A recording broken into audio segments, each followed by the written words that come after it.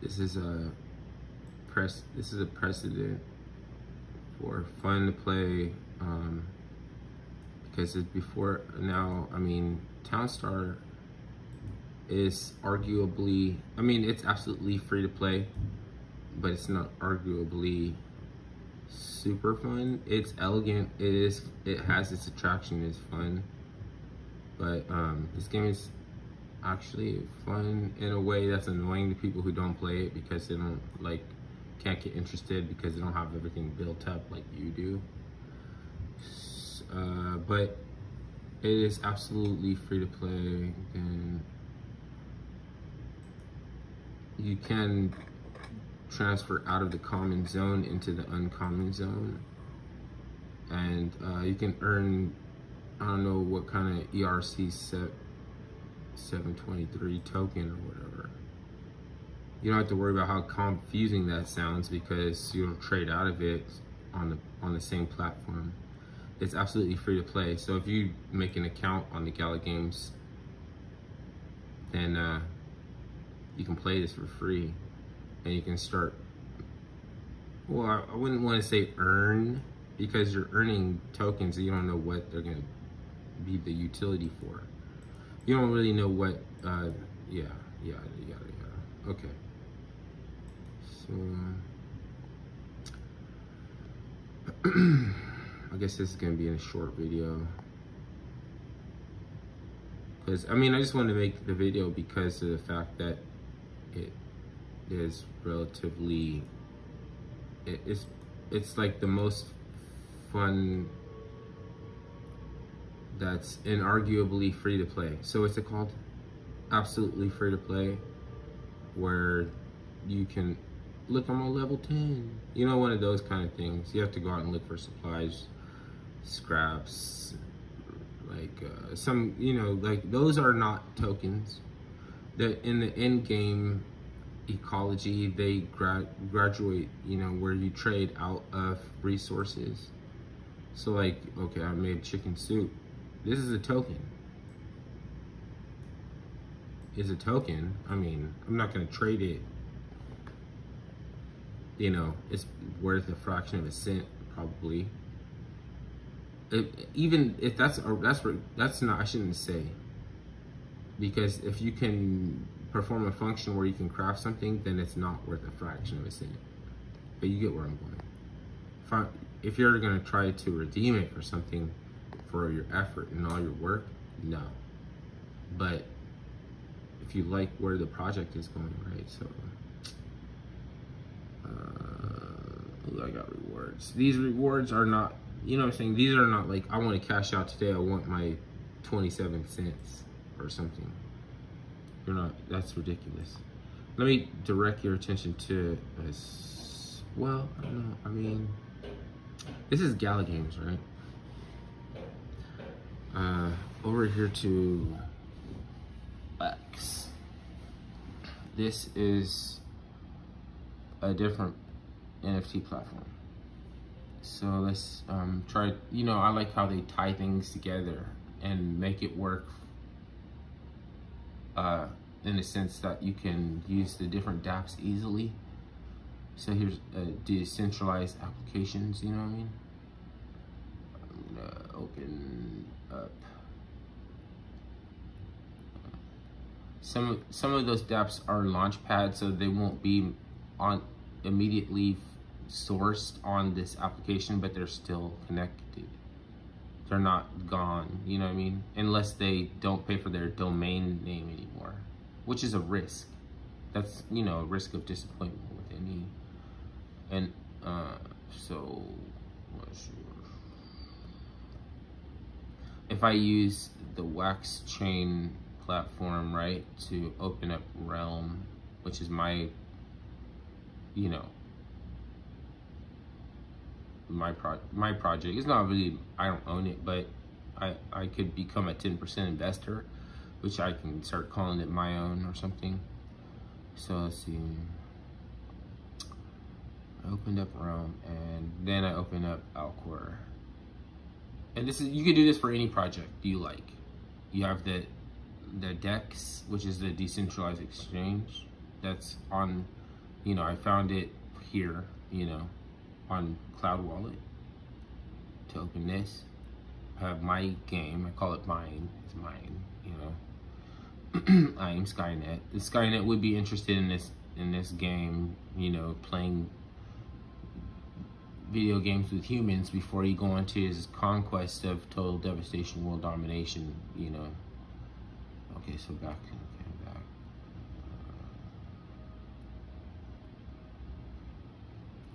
And then from the decks, I can see the liquidity for the project. And I can get leads on, because if I see who is supporting it, I can find them on the block explorer. So like if you buy this coin, my coin, even if it's not mine, you know, this is the project that I want to succeed, then I can see your profile and everything, basically.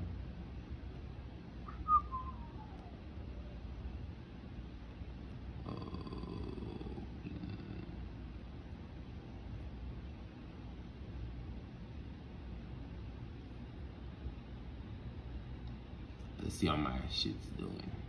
This is how I check up on my project, health, whatever, by the daily. Just don't start out with a 4-hour. And there's not really, it's too immature and illiquid for there to be any pattern development for you, but you know, I still use the same vernaculars.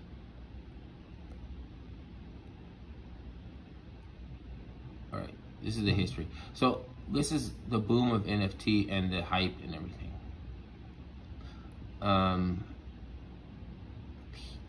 Here's, you know, coming back to reality. Then there's some fatigue, NFT market's fatigue. Then there's some composite man activity here, you know, like to change your mind, back up. You know, see if this can be revived or people are gonna be interested. You know, then they're realizing they can only create liquidity from selling packs or something. So at this point, you're like looking at every project. You're like, do they have a software they're working on, a game? Is it fun to play? Like, only arguably one free-to-play game that is actually enjoyable is The Walking Dead on Gala. So what is it that you think you like about Realm, right? And it has to do with my own market share and functionality kind of vision. It's not something everybody has to agree with, but I like a Marxist transparent blockchain sweepstakes model that you can own a percentage of it. And you know, if anybody wants to say that it's crap and it's going down, you were like, that's impossible because it's transparent and I own this percentage that I can do with even myself. Because look, when the hacker happened, right, there was a hacker. This game was going cruising along. You know, there's hype over here, you know, then people started building on it, considering that they're using this DeFi project for a simple but fun, easy way. If you can't afford a node, Gala node or something like that, then you can own a piece of something that is transparent. Now, the transparency of the company or the organization is separate from the transparency afforded by the blockchain technology. So they have their white paper and everything that has to be, that hold it together. The team still has to be able to hold it together, and that's the risk. But you know, there's teams that are successful. There's teams that are not successful. Can a project be revived? Can it not be revived? So there's a hacker who started to double spend minting NFTs and selling them. Right about here. He got away with it doing it, and he started selling, and it started like, and then to the point that he was killing us. If they don't freeze his account, they don't stop him, we're dead. Bam, he a wick to the bottom, right? Nobody wants any of it. Everybody thinks they were making consolatory tweets They're telling everybody it's okay or sorry. There's some people in the world that just only care about it. Like, this kind of stuff. I bought it. I was like, this is probably could be dead tomorrow. So I bought a lot of it because it might be dead tomorrow. Then it brought it back surprisingly. You know what I mean? Like what happened is they froze this guy's account. They froze his account. So the team is active, they're trying. There's a team doing any action at all, they're alive. They're not dead if they're still alive, if there's any action at all. So I learned about the platform's ability to freeze. They can't, freeze some scammers, you know what I mean? Because there has to be that transparency element and to the permissioned, non-permissioned quality of a blockchain protocol that if they broke it, that they would be dead too. It's another way for them to be dead. So I bought it, and I gave it a little bit of recovery. Like this could be good in the long run. Problems I've seen teams run into troubleshooting, or debugging, find a patch or figure out something, and it turned out to be good in the long run. And so I gave it that. And then in the social media platform on the same game in the project that proves that it's not censored, everybody was talking about, go ahead, you need to sell now while you have a chance and everything. So because it came up a little bit, you know what I mean? Or like people were glad I did. It was like, I'm glad I sold before so then started trailing off, and everybody was like looking at it it's probably dead. It gets to the point at the bottom of the wick. I just look at this. Okay, so this is not a pattern where you can say that in a high liquid market that there could be respect for the technical analysis, but I've seen a lot of times that when the wick goes down, that's the same amount of the sell-off. So go ahead and buy some more. Just buy some more. I still see a sweepstakes model and a Marxist transparent blockchain protocol that one person can manipulate the market. So I bought it back up all the way to here. So now I have like a car invested in this thing. I don't have a car, but I have a car invested in here. And nobody thought it would find support above 1 to 100 wax, which is the wax is the NFT protocol's coin, and Realm is the project itself, right? Nobody thought it would find. So where's 1? Here's 1. This is where nobody thought it would find support, but there was no sell pressure. And then when there's no sell pressure, the price can spike really high. It's just that, so it could spike high once. If it's a pump and dump, then you would try to get spike high up here, you know what I mean? Try to take advantage of any support that develops down here and dump into it, and hopefully it's more than what it costs for you to cause that spike. So the second time, there was way more sell orders loaded up. They never expect a second spike. Got them out of there, right? Not just me, some people helping me now. See, if it was just me, it'd be pointless. There's people helping me from here. There's people helping me here. There's people helping me here. There's people helping me here. There's people helping me, not the first one, but the second one. Or yeah, no, they helped me up to here, up to the middle point. And then I just, spent like 50 cents, bam, like way up to the top. You could spend like 20 bucks and bam, like you just, just to make the project look good. So all these people layered in. They didn't expect it. They thought they were, what I'm saying? They're like, nah. Psh. So get that shit out of here. Then some, I guess, somebody who's been in the game and bought the dip prior, because there was 2 dips. Look at, that's not the first time this project, look. What's this? Down here is like almost 100 180 RLM to one wax. Somebody bought that and helped it spike. You know, they were doing the same thing. This is right, like this, the timing is bad. You know, the early adopter doesn't necessarily win out the most. They actually lose in some opportunity cost and shit.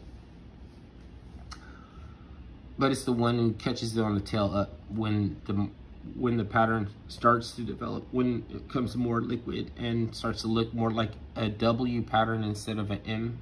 This is all very M-y. M, M, M, M, M, M, M, M. W's are like like a expansion of a bridge. You know, it goes like a bridge, and then it goes a little higher, higher, higher. So where does it start to do that? You can see here's a sell-off after the prize pool after the prize pool reward, people sell it off.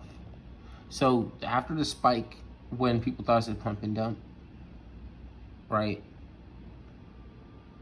The sell-off was not the pump and dumper. The sell-off was the prize pool, right? I expected that. So you buy the whole prize pool. Look, I'm gonna get help again. It seems like, you know, this is a long-term project for a DeFi project that you can actually stake from, you know, use a VPN. It's legitimizing, and it's legitimizing. I'm not saying I'm the only one. You know what I'm saying? There's people helping me. There's supposed to be 10,000 people. I just, during the fatigue period, you do not feel like it's 1,000 people there. Then you go over to the social media aspect and look for the activity of people in the chat talking on the platform, because there's a chat. And it seems like there's about, like, you know, just a few loyal supporters, really. You know, and then a hacker, you know what I mean? Like, that's when this shit gets cheap. That's when this shit gets cheap. But like projects before, they almost die multiple times. Alien Worlds almost dies, and it's still gonna die, but it still can make people rich. It just, you have to think about whether it's worth it more to own the NFT or own the utility token, or why, you know, in some projects it's like they don't want you to buy the utility token, so they make it difficult. Like, you can not really buy a pack on this project. You can't buy a pack from the exchange. They don't sell the packs on Atomic NFT Hive. They have to be bought in the game by the utility token. And this game doesn't slow down the Wax network when there's a bull run or a project is highly successful. There'll be a lot of buzz and people slowing down the IP. This is off. This is off of their IP server. There's one other selling point that I have, because you know that the project Wax would like to legitimize projects like this for that reason. You know, and there's one other one. It's damn, I always forget one thing. Dang, is because it's the reason why I'm attracted to it, so I have to remember. All right.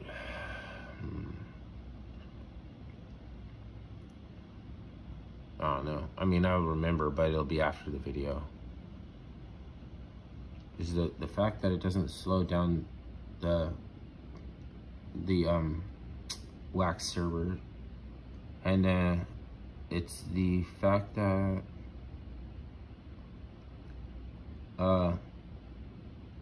it's a Marxist blockchain sweepstakes protocol, more transparent, but that's not the fact though. There's something else I'm trying to remember right now. There's one big thing. Dang. Oh. Okay.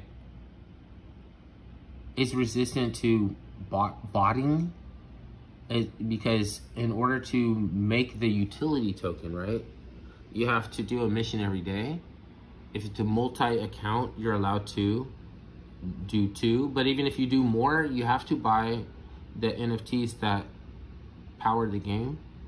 So for each account, you would have to buy some and manage them. It's bot resistant, and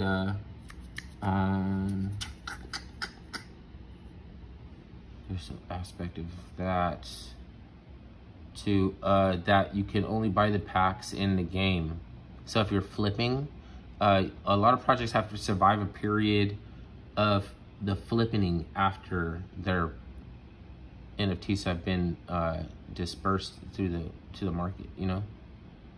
And there's still the interest, and there's still the speculation that people are thinking that they're just holding out to flip it, and the interest in it is not real, and you know that. So the token supply is 100 billion, right? No, wait, 1 billion? That's a big difference. 1 billion or 100 billion. Let me think. Because I do this research before and forget, and then do it again, and then forget again, and then do it. It's like memento. I have to get tattoos of this stuff. And there's 1 billion. Because to become a 10% investor, I remember that I was thinking about that. You would have to get 100 million RLM and a 33% annual percentage staking. What is it? You get a wait. Staking RLM will increase your salary by 1 RLM per day. Increase your salary by 1 RLM per day per 1,000. And I got 7 million. Hold on, I gotta take a research break in the restaurant.